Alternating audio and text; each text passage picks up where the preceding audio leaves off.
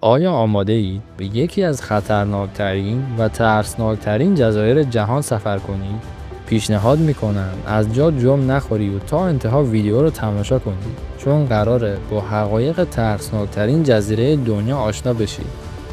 سلام دوستان، امیدوارم حالتون خوب باشه.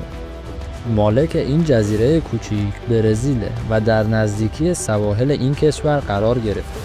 اما لقب یا اسمی که برای این جزیره گذاشتن اسنیک آیلند یا جزیره ماره. خب از اسمش معلومه که این جزیره پر از ماره. مارهایی تو این جزیره زندگی میکنن که جز خطرناکترینان و از طرف دیگه در حال انقراضن. برای همین دولت برزیل ورود هر انسانی رو به این جزیره ممنوع کرده، چون در هر دو صورت مشکل ایجاد میشه. یا مارها آدم‌ها رو میکشن یا آدم‌ها مارها رو میکشن. اگه بخوای وارد این جزیره بشی باید مجوز بگیری و دلیل موجهی هم داشته باشی. یا باید جز پژوهشگرا باشی یا اینکه جز نیروی دریایی برزیل باشی. پژوهشگرایی هم که میخوان برن اونجا بایستی حتما نیروی دریایی برزیل اسکورتشون کنن و تو خود جزیره هم همراهیشون کنن. بیشترین مارهایی که تو این جزیره میبینید منحصر به فردن. یعنی این مار که گلدن لنسهده، اسم فارسیش هم میشه افعی سرنیزه‌ای طلایی، فقط تو این جزیره وجود داره. این مار به شدت خطرناکه و چون زندگیش فقط در این جزیره محدود شده، با اینکه تعدادشون توی جزیره هم کم نیست، با این حال میگن در حال انقراضه. میگن که هزاران سال پیش این جزیره به برزیل وصل بوده و سطح آب طی هزاران سال اومده بالا و این تیکه رو از خاک برزیل جدا کرده و این مار که بومی خاک برزیل بوده حالا فقط تو این جزیره باقی مونده. دانشمندان معتقدند در طی این سالها این مار سمش قوی‌تر و قوی‌تر شده، چون وقتی که روی خاک اصلی برزیل زندگی میکرده انواع و اقسام شکار وجود داشته و خیلی راحت خودشو سیر میکرده. یه جورایی زندگی بهش حال میداده. اما وقتی تو این جزیره تنها مونده مجبور شده که فقط پرنده شکار کنه و سمش به مرور قوی‌تر و قوی‌تر شده. به قدری رفتن به این جزیره خطرناکه که حتی خود دانشمندا هم علاقه‌ای به رفتن در این جزیره رو ندارن. برای همین هیچ آمار واقعی از تعداد این مارها در اون جزیره وجود نداره، چون هر کس بخواد بره اونا رو بشماره قطعاً سالم بر نمیگرده. اما یه جورایی پیش خودشون بالاخره تخمین زدن که تو این جزیره کوچیک 430,000 تا از این مارهاست که این تعداد واقعاً ترسناک و دیوانه کننده است. ناگفته نمونه که این جزیره فقط 430,000 متره، یعنی در هر متر مربع یه دونه از اینا وجود داره. باید بدونید این مارهای کوچکی هم نیستن. کوچکتریناشون حداقل 50 سانتی مترن. یعنی هر جای این جزیره هم که باشی با این مارها بیشتر از 1 متر فاصله نداری. اگه تا اینجا دیدی همین الان لایک کن و تا آخر ویدیو رو ببین، چون قراره مغزت سود بکشه.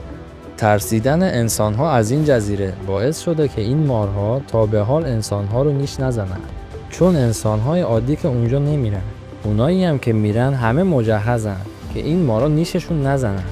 در هر جای دنیا اگه خدایی نکرده یه مار سمی نیشت بزنه، اگه خودتو همون موقع به بیمارستان برسونی فقط 7% احتمال مرگ داری. اما اگر افعی سرنیزه‌ای طلایی بهت نیش بزنه و بیمارستان هم بغل دستت باشه، بازم 35% احتمال مرگ داری. سم این مار طوریه که تا وارد بدنت بشه همون لحظه خرابکاری رو شروع میکنه و زیاد فرصتی باقی نمیذاره. مارهای زیادی تو این جزیره زندگی میکنن، اما سلطانشون ایشونه. پیاده شدن تو این جزیره فرصتی برای زنده موندن باقی نمیذاره، چون ساحلی نداره. همین که پیاده شدی اولین چیزی که میبینی جنگله که توش پر از ماره. اگر وارد جنگل بشی شاید چند متر اول رو زنده بمونی، ولی بعدش دیگه زنده نمیمونی، چون هرچی میری جلوتر جنگل انبوه‌تر میشه و تعداد مارها بیشتر و بیشتر. جاهایی میرسه که مارها تو هم گره خوردن. اگر توی این جزیره باشی هیچ غذایی گیرت نمیاد به غیر از پرنده یا گوشت مار. بخوای پرنده ها رو بگیری چند تا مار میان و ترتیبتو میدن. بخوای ماره هم بگیری شاید یه دونه‌شو بتونی بگیری، ولی بعدش باید با زندگیت خداحافظی کنی. چون بقیه مارا میان و ترتیبتو میدن. تنها آب شیرینی هم که تو این جزیره پیدا میشه آب بارونیه که یه جا جمع شده باشه. حتما اینم میدونید که هر جا آب باشه مار هم هست. خلاصه بگم هیچ راهی برای زنده موندن تو این جزیره پیدا نمی کنیم. مارهایی تو این جزیره زندگی میکنن که هیچ جای دنیا پیدا نمیشن. هر کدومشون یه جورایی منحصر به فردن. چون اینا مارهایی بودن که میلیون ها سال در آمریکای جنوبی زندگی میکردن و توسط انسان ها منقرض شدن. اما این جزیره استثناءً باقی مونده چون انسان ها بهش دسترسی نداشتند و یک ویترین زیبا و ترسناک از مارهایی که در آمریکای جنوبی زندگی میکردن به نمایش میذاره. اگه $1,000,000 هم بهم بدن بازم حاضر نمیشم تو این جزیره زندگی کنم، حتی برای یه روز. تو چی؟ نظرت رو تو کامنت ها برام بنویس. در ضمن ویدیویی هم که داره برات نمایش داده میشه درباره ترسناکترین قاتلین سریالیه. پیشنهاد میکنم از دستش ندی.